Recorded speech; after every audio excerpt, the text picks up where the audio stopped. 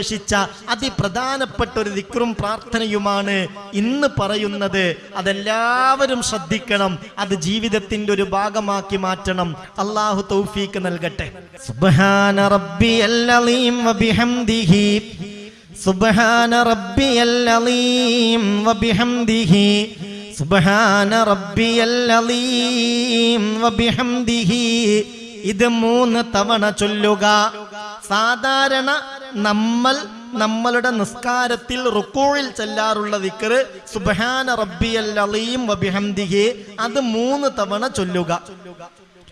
അതിനുശേഷം ഇങ്ങനെ ദുആ ചെയ്യണം. അല്ലാഹുമ്മ ഇന്നി അസ്അലുക മിമ്മാ ഇൻദക വാഫിൽ അലയ്യ മിൻ ഫളലിക വൻശുർ അലയ്യ മിൻ റഹ്മതിക വഅൻസിൽ അലയ്യ മിൻ ബറകാതിക.